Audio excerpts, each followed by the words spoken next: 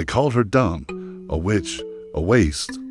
But the quiet house girl from the north had a secret. She could remember everything. Bank transfers, dates, lies, nothing escaped her mind. And when the truth exploded, the girl scrubbing plates became the woman running empires. This is the true story of the house girl who spoke in numbers. Before you hear this unforgettable story, don't forget to subscribe and join us on more real-life African stories that inspire, shock, and reveal. Efo Gundel, a former neighbor in Surulere, Lagos. You see that girl Zainabu? The one driving that silver Benz now. Always entering out Haji Danladi's supermarket like she owns the place? That's the same girl we all once called Calculator Girl. You won't believe how far she's come. And since you asked, let me tell you the full story. I witnessed it myself. I lived opposite the house, from beginning to end. I saw it all. Back then, she was just a skinny, quiet girl, barely 13, came from the north, I think Gombe or somewhere close. She arrived in a rickety bus with one nylon bag and dust on her legs. A house girl, sold like bread to Madame Ijeoma on Adelabu Street. You know the type, sharp wig, long nails. One of those Lagos women that say I built myself from scratch, but can't cook one pot of soup without shouting. Zainabu didn't talk much. In fact, the only thing she did consistently was whisper numbers. While sweeping, she'd mutter 220, 417. When washing plate, 919. For nobody understood it. Madam thought it was jazz. She's doing her village county to control my destiny, Ijeoma used to say. But it wasn't jazz. It was memory, pure, beautiful memory. That girl was recording everything, dates, prices, house schedules, customer payments. You see, Ijeoma ran a catering business from her backyard party rice, small chops, stuff for weddings. Every day customers came with cash or made transfers, and every day Zainabu watched it and remembered. The funny thing is, nobody thought she was smart, not even me, until later. They called her names Mamu Girl, which girl, calculator brain. Even Ijeoma's children used to pinch her during chores. Then came the scandal. It started small. Madame Ijeoma's kitchen began running at a loss. Tomatoes would disappear. Frozen chicken vanished. Bulk rice gone.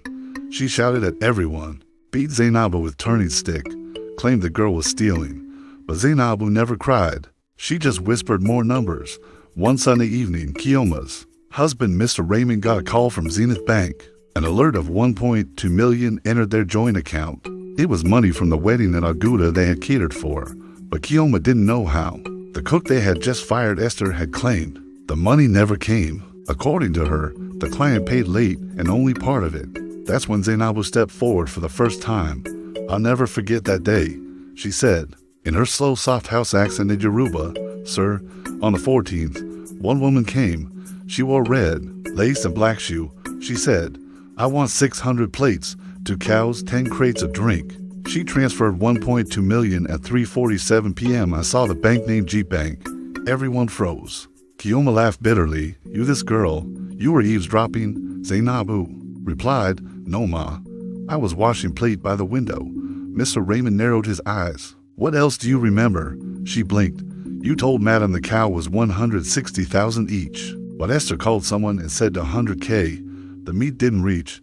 Madam bought the bags of rice. But Esther took one, told the delivery man to turn right after St. Peter's Church and drop it at a different house. That was when Raymond said something that changed everything. Give me pen and paper. They brought it. Zainabu, in her broken but clear Yoruba, listed everything: transactions, names, dates, addresses. Her numbers matched the receipts. The fraud wasn't her. It was the former cook Esther and the other staff. The next morning, Mr. Raymond took Zainabu to his office. He worked with a microfinance bank in Yaba. He wanted to confirm if she had memory for real. He gave her a file and said, read these invoices and tell me the pattern. She read them once, blinked, and replied, sir, all the ones with invoice ID starting with 778 are fake. Same handwriting. Amounts to even like round numbers, not normal market price. Someone patted them. He didn't even talk, just picked up his phone. By the next week, Zainabu had moved out of the housegirl room. Raymond personally enrolled her in school, a private school in Surulere. Ijeoma fought at first, shouted that she wasn't consulted. But when customers started calling the house again asking for that girl that remembers everything, she shut up. By JS3, Zainabu had become a local legend. She didn't talk much, but she could remember anything.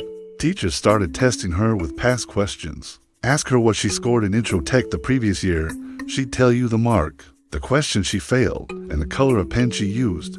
One teacher cried once. "This girl is not normal," he said. At home, she wasn't treated like a maid anymore. She had her own small room, a new uniform, even a shelf of books. She started reading about accounting, took online classes, joined Raymond in reviewing small loans. He showed her how petty traders were scammed using fake interest rates. She asked, "Can't we create a system to track patterns?" He laughed. "You think like an auditor," she said. "I want to be a forensic accountant." Raymond smiled. By SS2, she was doing better than Ijeoma's children. They grew jealous. One of them, Tochi, even said, "You think being smart makes you family?" Zainabu didn't answer. Then came WAEC. She scored 9 distinctions. The principal called the newspaper. She made the front page of the Daily Metro. From Housegirl to genius, Lagos teen breaks record. Scholarships poured in. Stamik gave her a full ride. Chevron offered mentorship. Raymond, now glowing like a proud father, said, "My only regret is that I didn't see her value sooner." At age 19, Zainabu won the National Youth Data Innovation Award for building a budgeting app for market women. The app let traders input their daily sales and calculated accurate savings based on inflation, market days, and transportation. They called it ZAICALC. I remember the day she came back to Adelabu Street in that silver Benz. Same street where she once scrubbed gutters. She parked gently, came down in heels and anchor dress, but her eyes, still the same soft eyes. She visited. "Me too. Uncle F," she said. "You used to greet me when nobody else did." I just nodded, tears full in my eye. She walked back to Madame Ijeoma's compound, now looking smaller beside her. The kids peeked through the window. Ijeoma opened the gate. She was older now. The sharp wig had lost its glory. "Zainabu," she said, half smiling. Zainabu replied, "Good afternoon, Ma. I came to say thank you for giving me a broom before you gave me a pen. It made me sweep my life clean." She handed Ijeoma an envelope. I don't know what was inside, but it made Ijeoma sit down quickly. That was the last time I saw her. She moved to Abuja not long after, opened an accounting firm, consults for companies, trains girls in financial literacy. But I remember the girl who spoke in numbers. She wasn't a witch. She wasn't dumb. She was a gift. And like most gifts, she was almost thrown away until someone listened. She arrived in Lagos with nothing but memory. They gave her a broom, but she picked up a legacy. Zainabu, the girl they once called a witch, now signs contracts with the same hands that once scrubbed floors. So before you doubt someone's value, ask yourself, what if you're standing next to a genius in disguise? Like, comment, and share if this story moved you. If you believe stories like Zainabu's deserve to be told, subscribe now. And let's bring more hidden voices to light.